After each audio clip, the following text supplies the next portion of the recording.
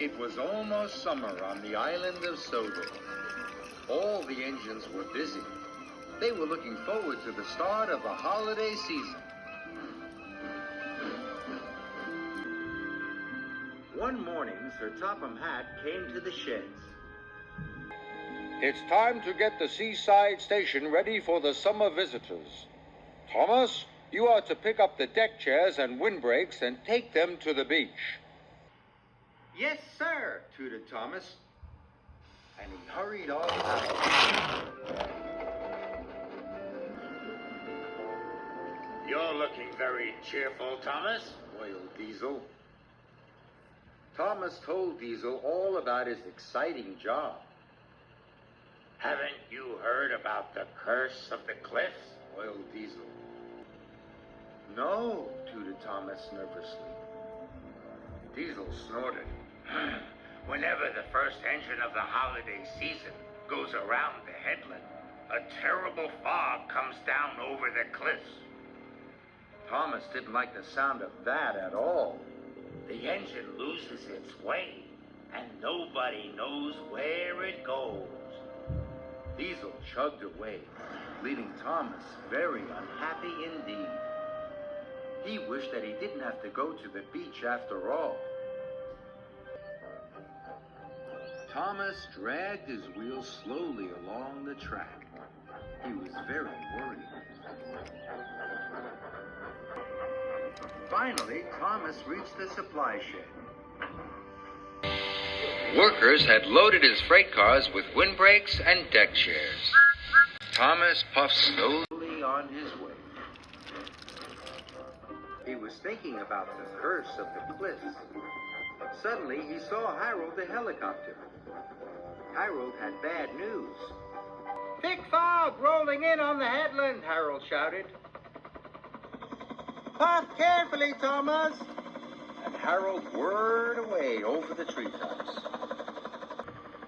Thomas was very scared now.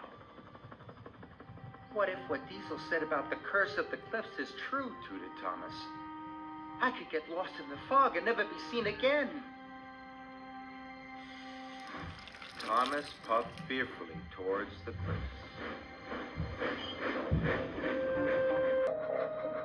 Thomas was approaching the tunnel when he saw Ben. Ben looked unhappy. What's the matter? Asked Thomas kindly. I was enjoying myself until I met Diesel, Said Ben unhappily. He told me a monster lives in the tunnel. Now I'm too scared to go through. I'm sure Diesel can't be right about the monster, Thomas said. Why don't I go into the tunnel first? Then you can follow me. Thomas puffed slowly into the tunnel. He heard a strange noise. Must be brave, he told himself.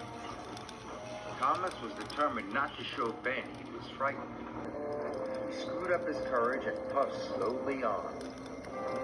Then the noise grew louder and louder. And suddenly Thomas saw two eyes peering at him. Now he knew that Diesel was right. Bust my buffers, wished Thomas. There is a monster. Thomas wanted to go back, but he couldn't. He had to help Ben. Must be brave, he chanted. Thomas had to go forward. But as the smoke started to clear, Thomas saw that the eyes weren't eyes at all. They were lights. And the thud, thud, thud wasn't a noise made by a monster. It came from a machine beside the track. It was a generator to power the lights. Then Thomas saw picks and shovels. He realized that workmen must be working there. Diesel was wrong. There's no monster in the tunnel after all. Soon Thomas came across the workers making tea. Thomas tooted to the workmen happily. Ben was also very relieved. You're a very brave engine, said Ben. Now I can finish my job. And he puffed away. Thomas was happy to help Ben. Then he remembered that he still had to get to the beach. And he remembered Diesel's warning about the curse of the cliffs.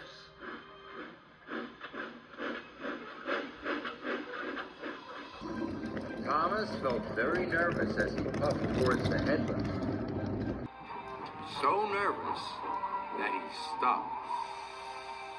I can't go any further, Thomas tooted, and he began to reverse away from the cliffs. Then he had an idea. If Diesel was wrong about the monster in the tunnel, maybe he'll be wrong about the curse of the cliffs, he puffed. He started to go forward again. I'm not afraid, he chuffed, as he steamed carefully through the mist. Suddenly, the mist rolled away, and the sun came out. Thomas saw that the cliffs were beautiful. Diesel just wanted to frighten me, Thomas whistled. Soon, the seaside station was up ahead. At last, Thomas reached the station on the other side of the headland. Thomas knew that soon the beach would be filled with happy vacationers. I should not have believed what Diesel said about the curse of the cliffs, wished Thomas.